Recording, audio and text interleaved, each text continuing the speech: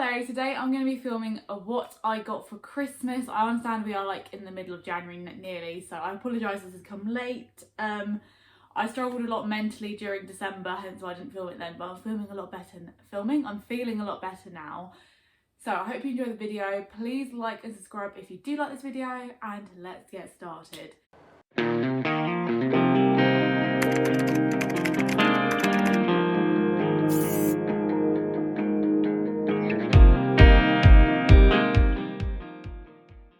I'm going to try and film this in sections, and I'll put the chapters in the description if you don't want to watch all of it. Obviously I understand there is a cost of living crisis, so if it's not the sort of video you want to watch, please just watch something else. I won't be offended.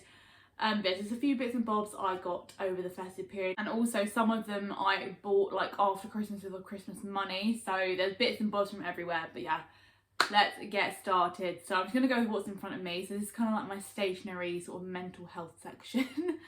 So the first thing I bought like in the Boxing Day sales was this sad like therapy lamp.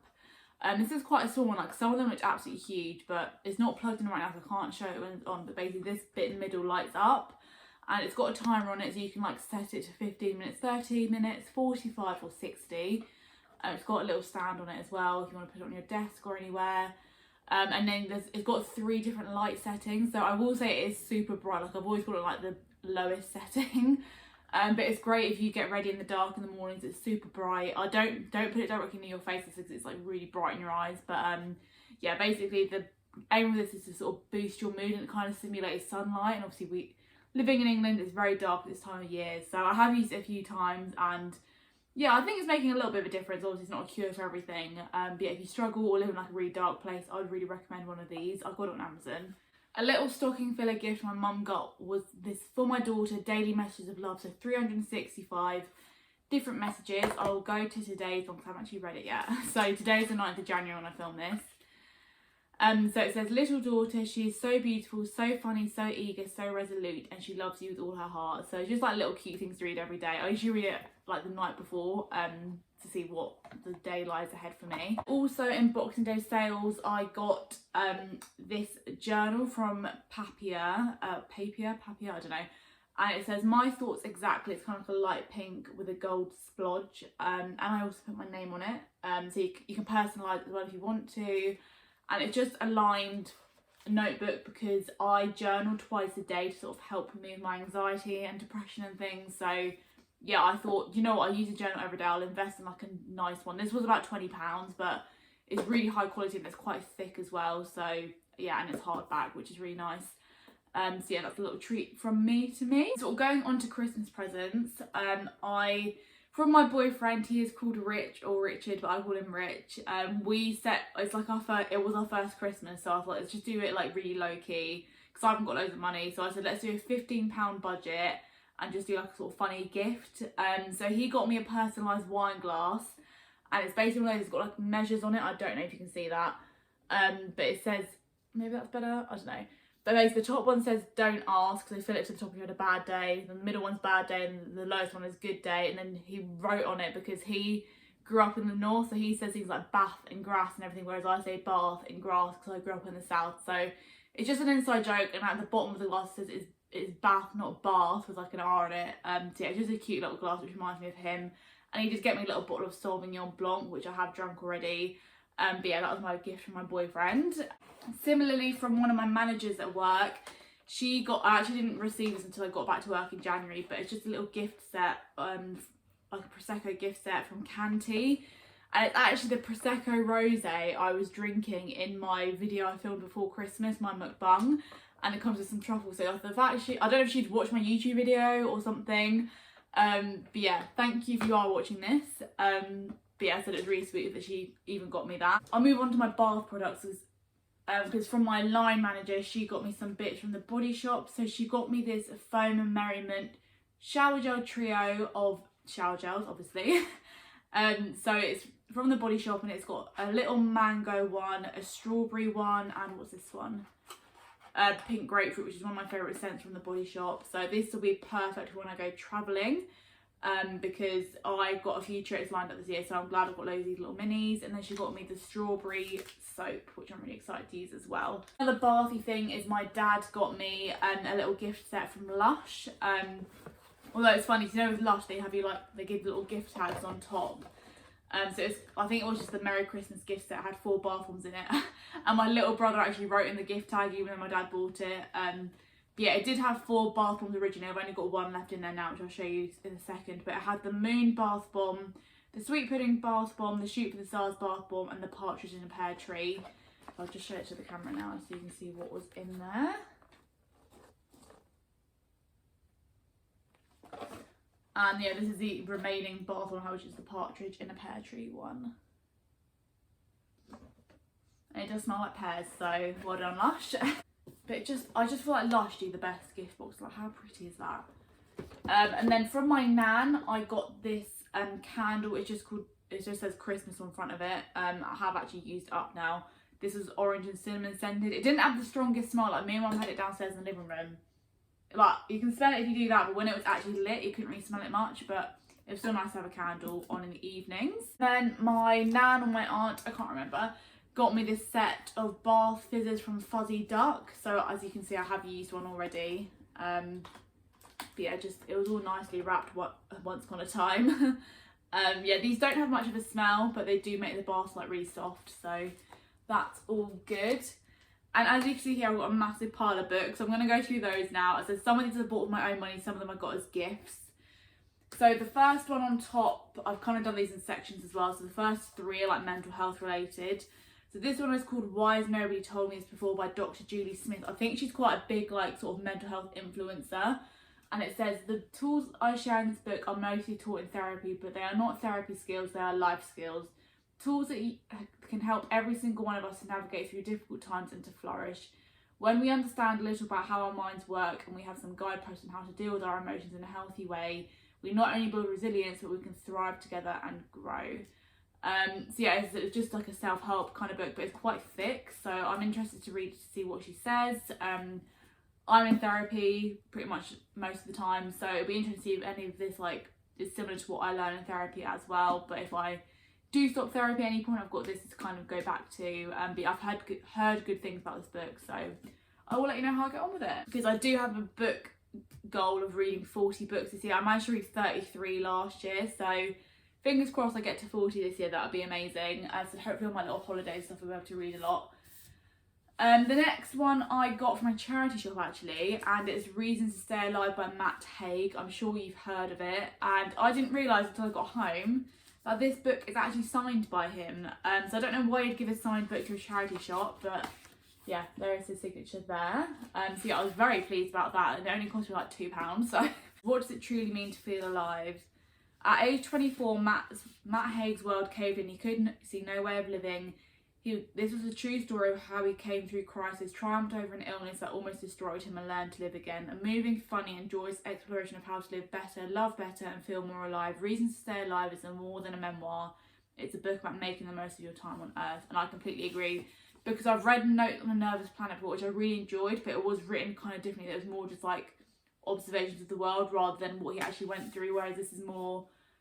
obviously this is more about depression, whereas Notes on a Nervous Planet is more about anxiety. But yeah, this was definitely different and I really enjoyed it. Next one is The Midnight Library by Matt Haig.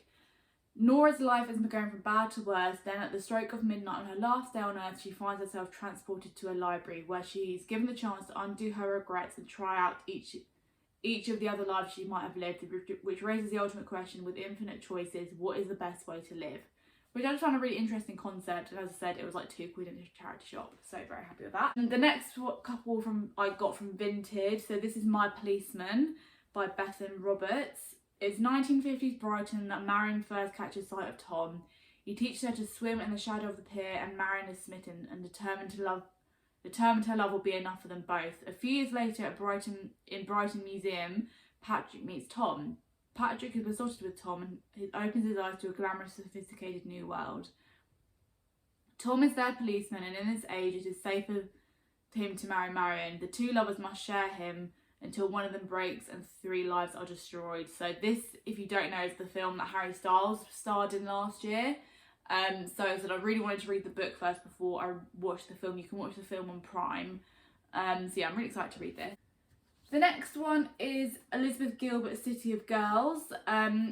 New York 1940, young, glamorous and inseparable, Vivian and Celia are chasing trouble from one end of the city to the other, but there is risk in all this play. That's what makes it so fun and so dangerous. Sometimes the world may feel like it's ending, but for Vivian and Celia, life is just beginning. City of Girls is about daring to break conventions and follow your desires, a celebration of glamour, resilience, growing up and the joys of female friendship, and about the freedom that comes along with finding a place you truly belong. Yeah, I said when I found this book, the same seller was selling this book at the same time. I was like, you know what, I'll add that to my pile. This sounds quite interesting. And she also wrote Eat, Pray, Love, which I really want to read one day. A few I got as presents. So the first one I got from my dad is called Temples of Delight by Barbara Trapido. And I remember Jack Edwards recommended this in a video probably like 2 years ago. I've had it on my to be read list for, I said, like 2 years. So I thought I'm going to just put it on my Christmas list. Jem is a joyful mystery to Alice, a whirl of glamour, subversion and literary references. When she disappears from Alice's life and suddenly she entered it, Alice is left bereft. But when she meets Giovanni, a presumptuous and hectoring, passionate and beautiful, who leads her back to her childhood friend and the mystery and chaos that's still surrounding her, Alice finds herself being seduced all over again.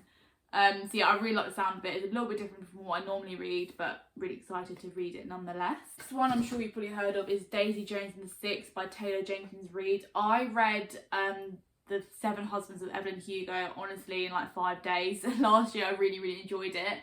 And again, I watched a Jack Edwards video, and apparently all her books are like from the same universe. All the characters kind of know each other. So this book says, everyone knows Daisy Jones and the Six. Their sound defined by an era. Their albums were on every turntable. They sold out arenas from coast to coast.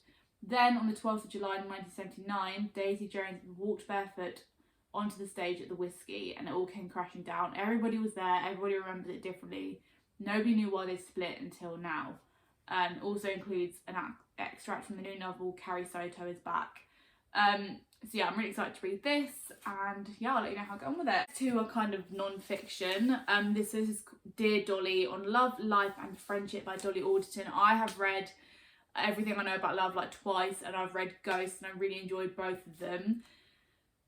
So the blurb says, what I learned from sharing my most private pain with a semi-professional problem solver was that the mere act of asking for help was in itself healing.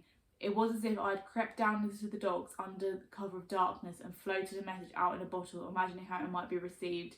By writing it, I was acknowledging that someone might care about me the way they'd be able to say the right thing without knowing me, because I was feeling something that other people had felt, and therefore I wasn't as I expected, the loneliest and strangest woman in the world. But if you didn't know, as I said, Dolly wrote a book called Everything I Know About Love, and since then she's had her own column I think is it The Times or something like that? So basically this book is about, it says collected wisdom from her Sunday Times style column. So she has like a column where people write into her. And I think this book is like a collection of all those sort of agony aunt questions she's received over the years. So yeah, as soon as I saw it come out, I was like, that sounds right up my street. It's that I love like the gossip and the drama, but also just like learning things about love and life and everything. So yeah, I'm really excited to read that. The next book is Matthew Perry, Friends, Lovers and the Big Terrible Thing.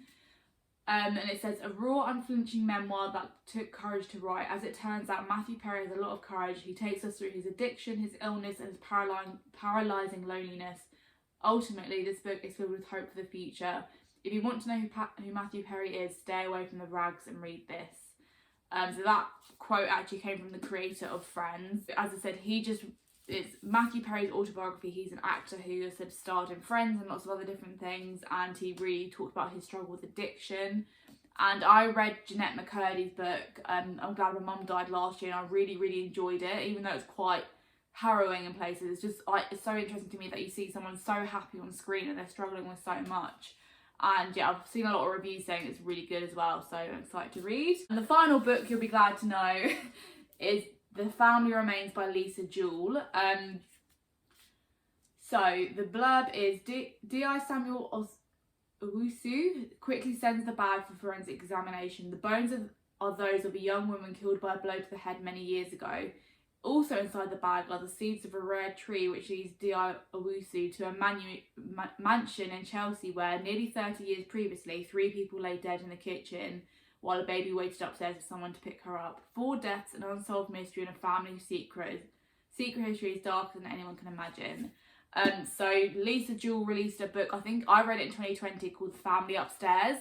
And it was a book, there were like 3 different narratives and sort of trying to figure out what happened in this big house in Chelsea where 3 people died. So this is a sequel to that, and I'm really excited to read it. I didn't realize how thick it was going to be, but yes, I'll let you know how I go on with that. The last section is like clothes and jewellery. So my brother got me this watch from Olivia Burton, and it's just a sort of white watch. Ooh. So yeah, it's just a watch with a white face and like black straps, and it's actually got like a sort of pearlescent finish. I don't know if you can see that, but it's really, really pretty. So yeah, this is my birthday and my Christmas present because it was quite expensive. But as I said, I wear a watch like every day, so I don't mind investing in something a bit more expensive. My grandparents gave me money, but they gave me a few little bits and bobs I could open on the day. So I got these really nice fluffy stitch pajamas from, I think they're from Sainsbury's, but yeah, so it just comes with a blue jumper and some stitch trousers. I don't wear these to sleep in, but I said it's just nice to like lounge around the house in them. And then my brother's girlfriend got me these really pretty earrings from Estella Bartlett. They're just like 2 little flowers. I don't know if you can see that. Yeah, just 2 little studs. They're really, really pretty. And then my mum got me a few like jokey bits. So she got me some of those books, but she also got me for my car. She got me some like de-icer and like a, what do you call them, like a squeegee thing where you can like get the steam off the window. She got me one of those for my car. But she also got me this really nice like work sort of jumper. So it's got fluted sleeve and a little collar on it. This is from Next in a size small. She got me, well, she actually bought the pink one and this navy one. She wasn't sure which one I'd like, but I actually preferred the navy one.